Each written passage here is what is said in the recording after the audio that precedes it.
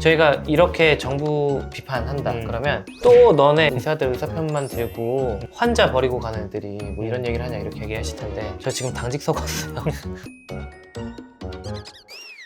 안녕하세요. 산성계TV의 미니아빠 슈니 아빠입니다. 오늘은 좀 무겁지만 참 요즘 이제 의료 현실이 어려운데 이거에 대해서 좀 이야기를 해볼까 합니다. 이야기 꺼내기가 좀 어려운 문제긴 해요. 많은 분들이 이런 얘기 꺼내면 무조건 의사 욕을 하기 때문에 그냥 좀 요즘에 여론이 많이 바뀌긴 했지만 저희가 이제 영상을 찍는 거는 뭐 싸움을 붙이거나 뭐 그런 건 아니고 저희가 아무래도 필수과 의사다 보니까 현실에 이제 많이 몸을 담고 있고 저희가 전공이 끝난 지 그렇게 오래 지나진 않았잖아요. 조금 더 현실을 잘 알고 있는 사람들이기 때문에 지금 우리 의료 현실에 대해서 어려운 점을 좀 많이 겪고 있는 것 같기도 합니다. 근데 그 중에서 여러 가지 문제가 막 많이 터지긴 했지만 그 전부터 의사들은 필수과 이제 큰일 났다 이런 얘기들 많이 해왔었잖아요. 근데 그런 게 올해 이제 어두운 면들이 이제 겉으로 많이 드러난 것 같아요. 이런 사태들이 도대체 왜 생겼나 근본적인 원인 같은 것들 들여다보고 해야 되는데 너무 잘못된 해결책들만 나오고 있는 것 같아가지고 그런 이야기를 좀 해보고 싶습니다. 그럼 미봉책이라고 하죠. 그럼 미봉책 중에 이제 이야기가 나오는 게 전문의 중심 병원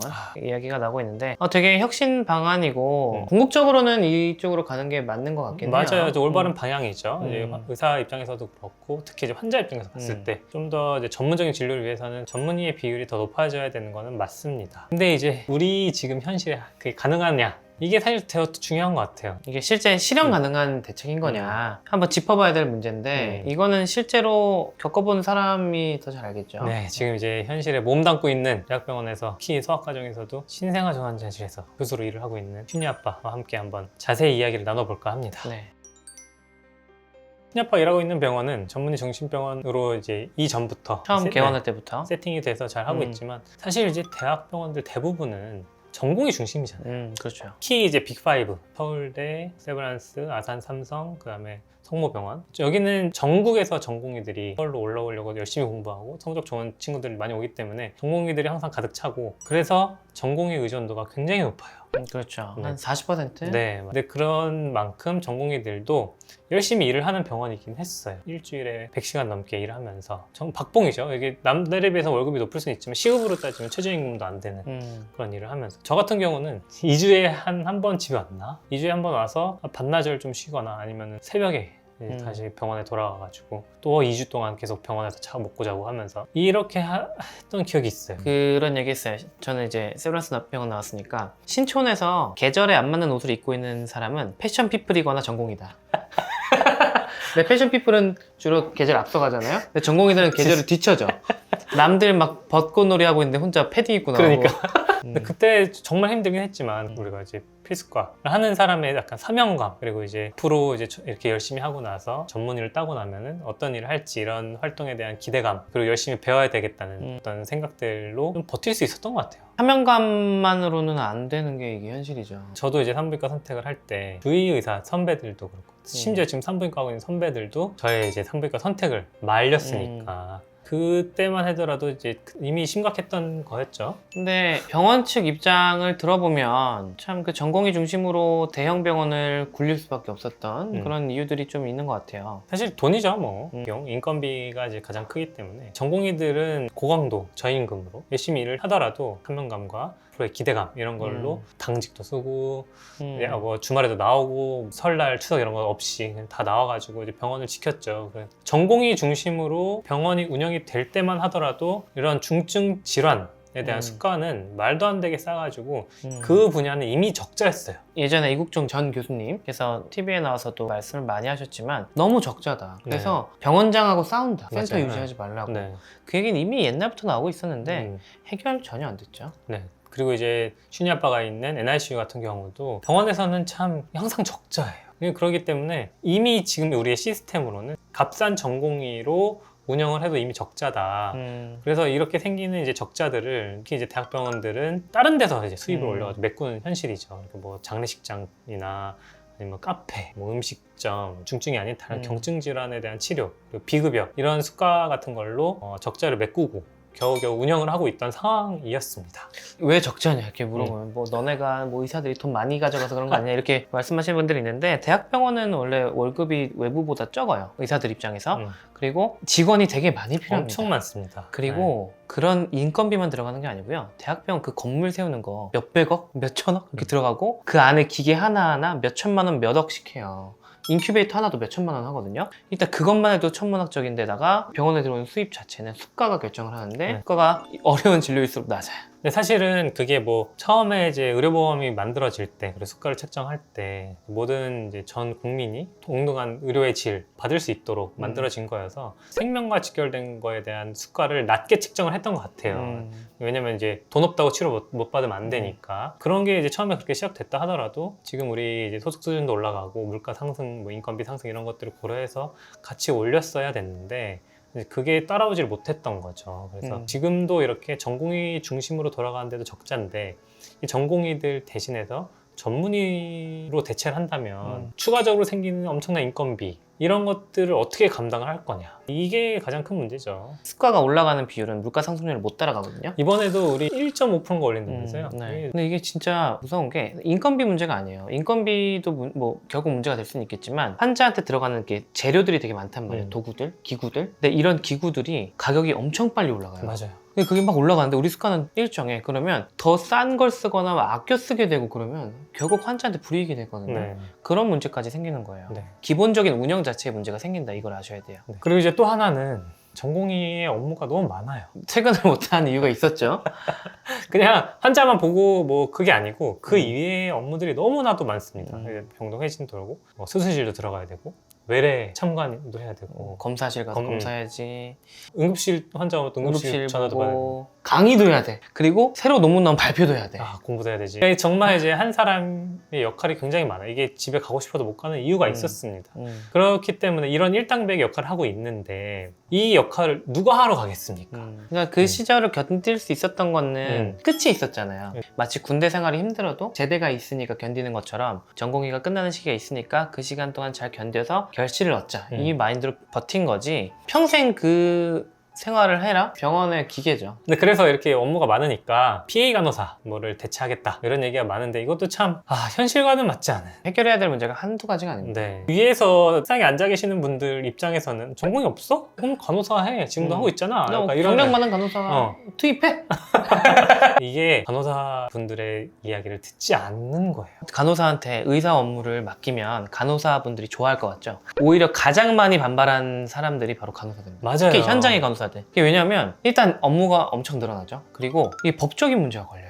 이게 왜냐면 지금 현행법에서는 처방은 의사만 낼 수 있고 의사가 내린 처방이 있어야 간호사가 의료행위를 할 수 있는 거거든요. 정부에서 PA 간호사한테 요구하는 역할은 전공의 역할이다 보니까 그럼 의사 역할까지 해라? 법적인 보호는 없어? 이거는 좀 아니죠. 그리고 이제 저희 병원이 전문의 중심 병원이다 보니까 PA 간호사분들이 되게 많아요. 근데 이런 법적인 문제 때문에 고민 많고 불안하고 PA 간호사가 뭔지 잘 모르시는 분들도 계시니까 좀 설명을 드리면 PA 간호사는 의사랑 같이 붙어 다니면서 직접적인 오더를 받으면 그거를 조금 더 도와주는 역할을 하는 거예요. 그러다 보니까 기존에 일하시던 뭐 병동 간호사분들이나 수술방 간호사분들 입장에서는 쟤는 나랑 똑같은 간호사인데 왜 나한테 오더 내려? 이렇게 느낄 수가 있는 거예요. 전달만 했을 뿐인데도. 그러니까 이제 갈등이 엄청 심해요. 또 문제가 이 PA 간호사는 소속이 또 애매해져. 보호를 받기가 좀 어려운 소속이 되어버렸는데 뭐 간호사도 아니고 의사도 아니고 뭐 약간 뭔가 좀 이상한 소속이 돼서 되게 일하기 힘들어 하시고 그래서 이직률도 꽤 높은 것 같아요. 네. 그래서 PA 간호사 제도가 좀 자리를 잡으려면 업무 배정 그리고 권한 그리고 책임에 대해서 좀 명확하게 좀 나와서 합의가 이루어져야 되는 과정이 필요한데 우리나라는 그런 거 없이 지금 너무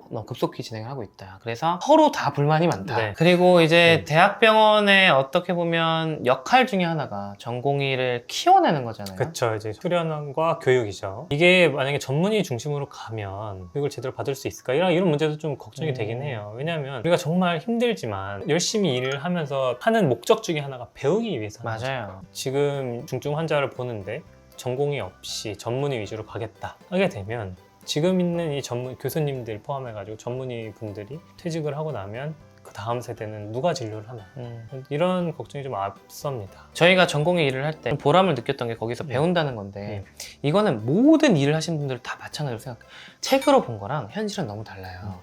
현장직을 하시는 분들도 그렇고 그냥 사무 일을 하시는 분들도 인수인계 받은 것과 실제로 업무를 뛰어들었을 때는 너무너무 다르거든요. 특히 의사 일은 진짜 현장직이기 때문에 이거는 우리가 실제로 경험하지 않으면 배울 수 없는 것들, 그런 게 너무 많습니다. 반대로 우리나라의 교수님들이 우리나라에 아직 없는 기술을 배우려면 외국에 나가서 연수를 받아가지고 거기서 배우는 게 있잖아요. 그렇기 때문에 어떻게 보면 해외 의사를 수입하는 것도 의료 공백을 메꿀 수 없는 대책인 경우가, 그 외국에 있는 의사분들 중에 그 나라에서 이제 중증 환자를 보고 정말 중심적인 역할을 하시던 분들은 거기서 트레이닝을 잘 받고 거기서 자리를 잡으신 분들이 우리나라에 올 이유가 없죠. 대부분은 이제 경험이 많이 미숙한 분들이 들어오실 거란 말이에요. 그런 분들은 중증 환자를 볼 경험이 없어요. 그럼 그걸 누가 가르칠 거야? 그 사람들이 또 와서 전공의처럼 배워? 그런 과정이 또 시간이 또 몇 년 필요합니다. 당장 뭐 의사를 수입한다고 해결된 문제가 아니에요. 이 전공의 제도가 지금까지 유지되어 온 게 얼마나 우리 의료제도를 지탱해온 중요한 어떤 하나의 기둥이었다고 생각이 드는 게 이런 교육이 포함되어 있기 때문입니다.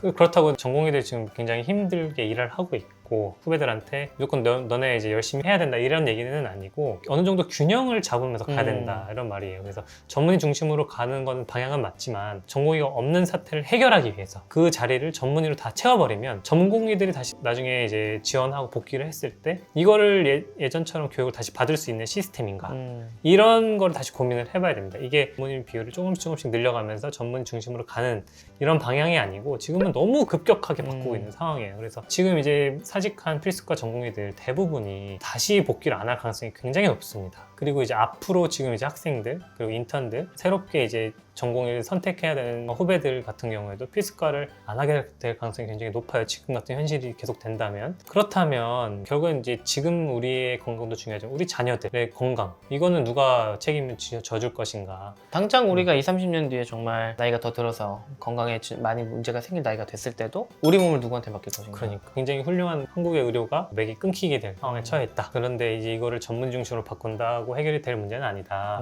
이렇게 좀 말씀을 드리고 싶습니다. 그래서 이런 얘기하면 꼭 댓글에 그러니까 의대생 늘려가지고 전공이 늘려준다잖아.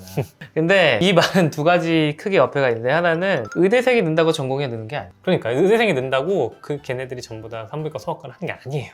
필수과를 조금 더 부흥시켜줄 대책이 없이 그냥 의대생만 늘려서는 어차피 안 오는 건 똑같다. 그리고 또 중요한 문제는 전공의 정원을 정부에서 결정하거든요. 잘 모르시는 분들이 생각하시는 게 의대생이 늘어나면 일하는 전공의들이 늘어나서 일이 분산되니까 편해지는 거 아니냐 이렇게 생각하지만, 지금 정부에서 하는 건 뭐예요? 전문의 중심 병원으로 가죠. 그러면은 대학병원에서 전공의 TO를 안 늘리겠죠. 그러면 병원에서 결국 일하는 전공의 수는 똑같아? 그러면 그게 과연 편해지는 건가? 그러면 또 문제는 뭐예요? 그렇게 많은 의대생들을 배출해놨는데 전공의로 일할 자리가 없어. 그러면은 전문의가 못 되고 일반의로 활동을 해야 되는데 뭐 개원 허가제 뭐 이런 걸 하면 그 사람들 어디 가서 일해?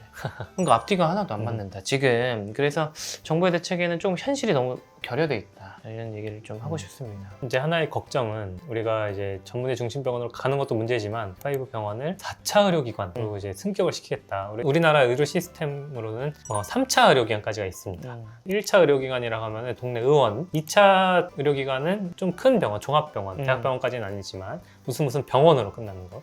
근데 그 다음에 3차 의료기관은 대학병원 중에도 좀 큰 병원들이 이제 되어 있는데, 그것보다 더 높은 4차 의료기관, 그러니까 중증 환자 위주로 보는 병원을 만들겠다. 특히 그리고 이 병원들을 전문의 중심으로 가겠다. 이런 식으로 좀 가닥을 잡고 있는 것 같아요. 말은 이상적이에요. 뭐 그런 역할을 하는 병원들이어야 맞는 것도 맞고, 그런 역할을 하는 병원도 필요한 건 맞는데 될까?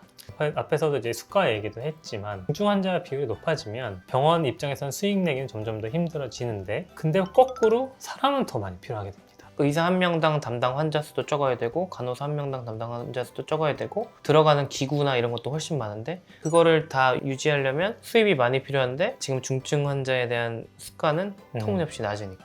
그러니까 이제 지금 대학병원에 특히 이제 간호사분들 같은 경우는 이직률이 굉장히 높잖아요. 뭐 2, 3년 일하지도 않고 퇴직하는 경우가 너무 많으니까요. 네, 이게 뭐 지금 MZ세대들만의 그 문제가 아니고 원래 진짜 몇십 년부터 있었던 일입니다. 그래서 워낙 근무 환경이 개차반이어가지고 그 간호사분들한테 이제 어떤 대우를 하냐면, 간호대 졸업생 많으니까 너네 없어도 돼, 그만둬, 좀 바뀌었어. 맞아, 대기하는 애들 많아. 막 이런 진짜 슬픈 현실입니다. 안 그래도 지금 근무 환경도 안 좋은데 중환자도 늘어나. 그 다음에 또 무슨 간호법까지 제정돼. 그럼 누가 대학병원에서 일을 해요? 앞으로 점점 더 간호사도 구하기 힘들어지는 거고. 게다가 이제 특히 전문의나 교수 이제 채용을 갑자기 많이 해야 되니까 뭐 3년 내에 뭐 1000명을 채용하겠다 기준을 완화해가지고. 근데 실제로 이게 말이 안 되는 게 소아과가 폐업을 많이 했잖아요. 저희 병원도 그렇고 모든 병원들이 전문의들이 지금 대학병원들이 뽑으려고 해요. 근데 안 와. 안 가지. 누가 가? 왜냐면 봉급도 지금 충분히 못 주는 형편인 뿐더러 리스크가 높아요. 아, 그래. 저도 신생아, 그러니까 중환자실이잖아요. 아기들 목숨이 왔다 갔다 하는 순간이 되게 많단 말이에요. 그러니까. 일을 하다 보면. 중환자실이니까. 그런데 진료 현장에서는 우리가 모든 걸 다 치료할 수 있는 게 아니잖아요. 모든 죽음을 다 막을 수 있는 게 아니고 모든 병을 다 치료할 수 있는 게 아닌데 사실 저는 마음으로는 왜 의사로서 참 미안하고 어떻게 더 잘할 수 없을까 이 마음이 우선 들어야 된다 생각하는데 우리나라에 지금 현재 거의 모든 중증 환자를 보는 분들의 마인드는 이거일 거예요. 환자가 안 좋아지면 아 이거 소송 걸리면 어떡하지? 그래. 근데 이게 꼭 중환자실뿐만 아니고 일반 분만 병원에도 마찬가지니까. 예전에 하이리스크 로우 리턴 할 때 이제 아래 로우라고 했으면 요즘에는 법의 로우. 아 리스크가 높아서 법으로 들어온다. 정의의 심판. 리스크를 감당하면서 열심히 했는데 돌아오는 거는 법적인 거밖에 없다. 중증 환자가 많아지면 법적인 리스크는 점점 더 커질 수밖에 없잖아요. 이게 참 저는 우리 사회가 무서운 게 이런 말을 해요. 사람이 죽었는데 어떻게 의사가 책임을 안 져? 이런 이야기를 진짜 많이 하거든요. 의사나 의료진이 명확한 잘못을 했어. 진짜 하면 안 되는 걸 했어. 그래서 환자가 잘못했어. 그러면은 그건 뭐 처벌받아야지. 처벌받아야지. 근데 그게 아니라 진짜 최선을 다했는데 인간이 어떻게 할 수 없는 문제로 어떤 결과가 맺어진 거를 누군가 책임을 져야 된다고 의사의 멱살을 잡는 사회가 되다 보니까 안타깝다. 그리고 이게 어느 정도 드라마의 폐해도 있는 것 같아요. 막 드라마에 보면 의사 다 살려. 의사도 사람이고 신이 아니기 때문에 근데 자꾸 이런 사법 리스크만 커지면 우리가 좀 더 적극적인 치료를 할 수 있음에도 그러지 못하는 경우가 생길 수 있어요. 그래서 특히 이렇게 생명을 직접 다루는 필수과 의사들에 대해서는 중증 환자 치료를 할 때 생길 수 있는 문제에 대해 조금 더 좀 적극적인 치료를 할 수 있게 사회적인 시스템이 있어야 되지 않을까. 사실 이제 모두가 다 공감을 하고 있는 문제인데 쉽게 바뀌지는 못하고 있는 것 같습니다. 그리고 이게 좀 와닿지 않는 분들은 이게 의사라서 그렇지 좀 다른 직군에 적용을 해보면 길에서 심정지 환자를 발견했어요. 심폐소생술을 잘했어. 그리고 병원에 데려왔는데 못 살았어. 그때 구급대원한테 너 환자 못 살렸으니까 몇 억 내. 이렇게 하면 받아들이실 수 있으세요? 저희도 그냥 그 연장선상에 있는 거거든요. 의사들한테만 너무 엄격하다. 네, 엄격하다.